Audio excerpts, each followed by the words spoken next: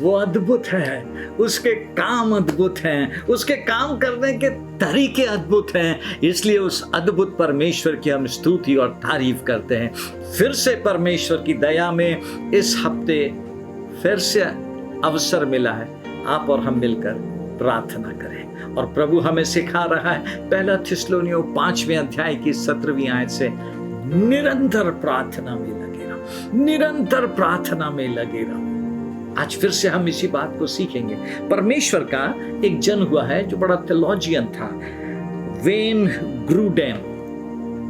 उसने एक बात लिखी है प्रार्थना के विषय में, और आज हम उस बात से आज की बात को समझेंगे। उसने कहा, prayer changes the way God acts.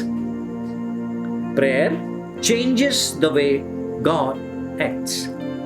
प्रार्थना परमेश्वर के काम करने के तरीके को बदल देती है। इसीलिए प्रार्थना करते रहे। उत्तर आएगा, किस प्रकार से आएगा, कब आएगा, इस पे मत जाए।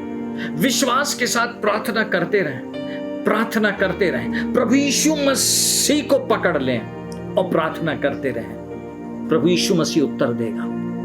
तरीका भर फर्क होगा, लेकिन प्रभु यीशु मसीह जरूर प्रार्थना का उत्तर देगा।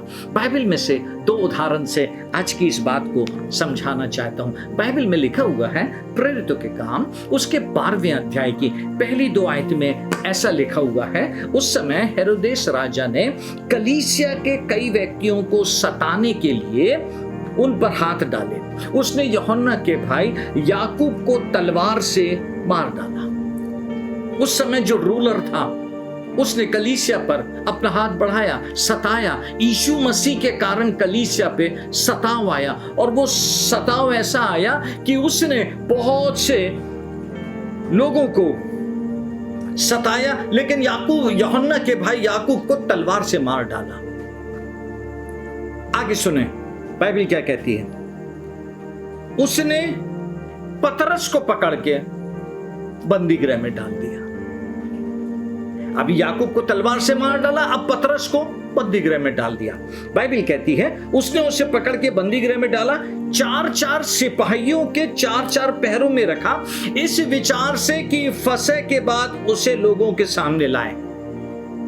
लेकिन देखिए बाइबल क्या कहती है, बंदी गृह में पतरस बंद था, परंतु कलीसिया उसके लिए लौ लगाकर प्रार्थना कर रही थी। कलीसिया लौ लगाकर प्रार्थना कर रही। कलीसिया को मालूम था इसके पहले याकूब मार डाला गया है, हो सकता है अब पतरस की बारी। कलीसिया लौ लगाकर प्रार्थना कर रही। उनको नहीं मालूम था परमेश्वर कैसे अपनी महिमा दिखाएगा, कैसे अपनी सामर्थ प्रकट करेगा, लेकिन वे लौ लगाकर प्रार्थना करते रहे। अब देखें परमेश्वर के काम करने का तरीका कैसे बदल गया। और जब पतरस सो रहा था, 7वीं आयत में लिखा है, तो देखो प्रभु का एक स्वर्गदूत आ खड़ा हुआ और उस कोठरी में ज्योति चमकी, और उसने पतरस की पसली पर हाथ मारकर उसे जगाया और कहा, उठ जल्दी कर। ध्यान से। तब स्वर्गदूत ने उससे कहा, कमर बांध और अपने जूते पहन ले। उसने वैसे ही किया। फिर उसने उससे कहा, अपना वस्त्र पहनकर मेरे पीछे हो ले। बाइबल में लिखा है कलीसिया की लौ लगाकर जो प्रार्थना की गई, उसमें परमेश्वर ने एक स्वर्गदूत को भेजा। और क्या हुआ? बाइबल कहती है जंजीरें खुलकर गिर पड़ी और बंद द्वार खुल गए। उसके काम करने के तरीके, प्रार्थना परमेश्वर के काम करने के तरीके को बदल देती है। बिल्कुल भी हिम्मत नहीं हारे, हियाव नहीं छोड़े। अभी थोड़ी दिन की तो बात हुई है, आप मत परेशान होए। परमेश्वर है, उसने आपकी प्रार्थना सुना है, और सुनने के बाद वो उस प्रकार से प्रार्थना का उत्तर देगा जिसमें सब अचंभित हो जाएंगे। हेरोदेस अचंभित हो गया, उसके साथ के सारे लोग अचंभित हो गए, यहां तक कि कलीसिया अचंभित हो गई परमेश्वर के इस अद्भुत काम को देखकर। आपकी प्रार्थना में भी परमेश्वर आपके परिवार में जंजीरों को तोड़ देगा, बंद द्वारों को खोल देगा। आपकी प्रार्थना के द्वारा कलीसिया के लिए जो बातें बंद हो गई हैं, जिस जंजीरों में वो जकड़ गया है, आपकी प्रार्थना, लौ लगाकर की गई प्रार्थना में जंजीरें टूट जाएंगी और बंद द्वार खुल जाएंगे। जो इस समय हम इस स्थिति का सामना कर रहे हैं, सताव का सामना कर रहे हैं, मत परेशान हो। हमारे पास बाइबल में से बहुत अच्छा उदाहरण है। पतरस को जेल में बंद कर दिया, लेकिन कलीसिया लौ लगाकर प्रार्थना कर रही थी।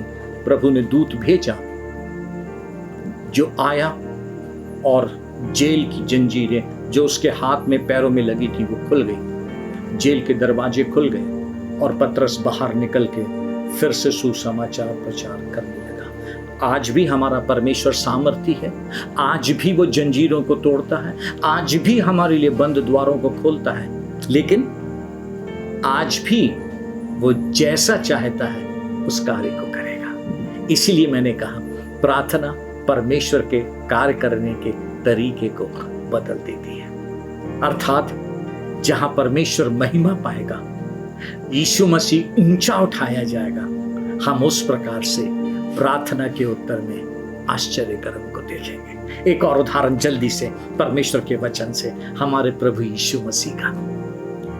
परमेश्वर प्रार्थना को सुनता है, अपने कार्य करने के तरीके को बदल देता है। लिखा है यूहन्ना के 11वें अध्याय में, जब लाजर बीमार पड़ गया, उसकी दोनों बहनों ने यीशु मसीह के पास खबर भेजा। अतः उसकी बहनों ने उसे कहला भेजा, हे प्रभु देख, जिससे तू प्रीति रखता है वो बीमार है। यीशु मसीह के पास खबर आई वो बीमार है। ठीक है, यह सुनकर यीशु ने कहा, यह बीमारी मृत्यु की नहीं परंतु परमेश्वर की महिमा के लिए है, कि उसके द्वारा परमेश्वर के पुत्र की महिमा हो। और हम सब जानते हैं यीशु मसीह के जीवन को प्रार्थना का जीवन था। लिखा सुबेरे उठ के वो पिता के पास जाता, जंगली स्थान में अकेले प्रार्थना करता, ट्यून्ड हो जाता, दिन भर क्या होना है, कैसे होना है, जंगली स्थानों में अकेले निकल जाता। लूक में लिखा पूरी रात यीशु मसीह ने प्रार्थना में बिता दी, पूरी रात बिता दी। और अब जब ये खबर आई तो यीशु मसीह प्रार्थना के द्वारा पिता के साथ इतना ट्यून्ड था। जैसी खबर आई, पिता की तरफ देखा होगा, पिता से उत्तर मिला होगा, उसको अंदर ही अंदर प्रार्थना किया होगा, और इसलिए उसके मुंह से निकला, ये बीमारी मृत्यु की नहीं परंतु परमेश्वर की महिमा के लिए है। आपके जीवन में परेशानी आई है, मुसीबत आई है, समस्याएं आई हैं इस पैंडेमिक के कारण, या आप जिस भी परिस्थिति में से होके जा रहे हैं, विश्वास करें ये समस्या नहीं है, लेकिन परमेश्वर की महिमा होगी। इसमें परमेश्वर महिमा पाएगा, परमेश्वर ऊंचा उठाया जाएगा। सिर्फ प्रार्थना करें, लौ लगाकर प्रार्थना करें, विश्वास के साथ प्रार्थना करें, परमेश्वर उत्तर देगा। हम मनुष्य हैं, है ना, हमारी लिमिटेशन से देखे ना आगे, यदि हम प्रभु की इन बातों को देखें, जब बातें निकल गई, यीशु मसीह आया वहां, 4 दिन के बाद आया, और जब 4 दिन के बाद आया तो उसकी बहनों ने बोला वो मर गया है, रो रही हैं। यीशु मसीह भी उनकी स्थिति को देख के उसका दिल भी भर आया और वो रो दिया। वो बताती है बात, यीशु मसीह उस समय कितना एक मनुष्य के समान वहां खड़ा था, हमारे दर्द को समझता जानता है। अभी उत्तर नहीं आया, लेकिन आप समझे आज की बात को, वो हमारे साथ कितना एक हो जाता है। हमको लगता है यीशु मसीह ने छोड़ दिया, हमारी समस्या में यीशु मसीह नहीं है ऐसा। उसने सुना है, पिता से प्रार्थना कर लिया, हमारे लिए निवेदन कर लिया, पिता ने उस पर जाहिर कर दिया क्या करने वाला है, लेकिन उसके बाद भी जब वो आया तो उनके साथ ह्यूमनली, मानवीय तौर पे एक हो गया और रो दिया। वो आप कैसे सोच सकते हैं कि यीशु मसीह आपको छोड़ देगा? नहीं छोड़ेगा। वो आपके साथ आपके दुखों में साझा होता है, लेकिन फिर उसके बाद ध्यान से, उसके बाद उस समस्या की जगह पे जाके खड़ा होता है। प्लीज आप समझें, उस समस्या की जगह पे जाके खड़ा होता है और हमसे सिर्फ एक बात कहता है, विश्वास करोगे परमेश्वर की सामर्थ को देखोगे। मार्था से कहा विश्वास करेगी परमेश्वर की महिमा को देखेगी।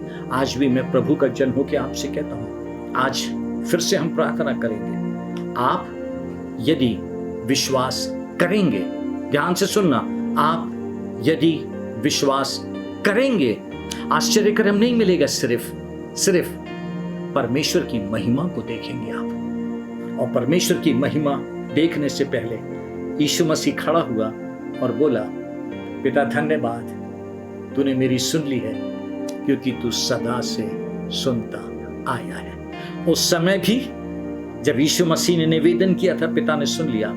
आज भी यीशु मसीह पिता के दाहिने बैठ के जब आप प्रार्थना करते हैं, आपकी प्रार्थना को लेके पिता से निवेदन करता रहता है, उसने सुन लिया है। सिर्फ हमारा उत्तर है हमारे विश्वास में। और क्या विश्वास करना है कि जो हमने प्रार्थना किया है, उस प्रार्थना में परमेश्वर अपने तरीके से हमको उत्तर देगा। Hallelujah, hallelujah. परमेश्वर आपकी प्रार्थना को सुनकर उत्तर देगा, लेकिन अपने तरीके से। चाहे वो दूत को भेजे, जंजीरों को तोड़ के पतरस को बाहर निकाल ले, या फिर रुक जाए बड़ी महिमा के लिए, रुक जाए बड़ी महिमा के लिए, लेकिन जब 4 दिन के बाद आएगा, दुनिया की दृष्टि में दुर्गंध जरूर आएगी, लेकिन उस दुर्गंध में परमेश्वर पिता की महिमा, यीशु मसीह महिमा पाएगा। आपकी समस्या वर्स्ट होती जा रही होगी, बदतर होती जा रही है। विश्वास करें, विश्वास करें, आपका प्रभु आएगा, समस्या के सामने खड़ा होएगा और फिर से एक बार आपको जय के उत्सव में लिए फिरेगा, ताकि आपके द्वारा परमेश्वर के ज्ञान का सुगंध सब तरफ फैल जाए। आमीन, आमीन, हालेलुया। आंखें बंद करें। आइए हम उस समस्या की जगह पर प्रभु यीशु मसीह को लाके खड़ा करें विश्वास से। वो कहने जा रहा है और हम उत्तर देखने जा रहे हैं। प्रभु यीशु धन्यवाद, जितने लोग आज इस वचन को सुने हैं प्रभु, मैं उनके साथ विश्वास में उस जगह पे आके खड़े होता हूं जहां उनकी समस्या है, लंबी समस्या है। लोग कई प्रकार की जंजीरों से बंधे हुए हैं। बहुतों के लिए आशीष का द्वार नहीं खुला है। बहुतों की इस प्रार्थना का उत्तर लंबे समय से नहीं आया है, लेकिन आज विश्वास से यीशु राजा हम आपसे प्रार्थना करते हैं, आप हर एक की समस्या के सामने आके खड़े हो जाएं और एक बार आवाज लगा दें, जैसे आपने उस दिन लगाया था, लाजर बाहर आ, और वो जीवित हो गया।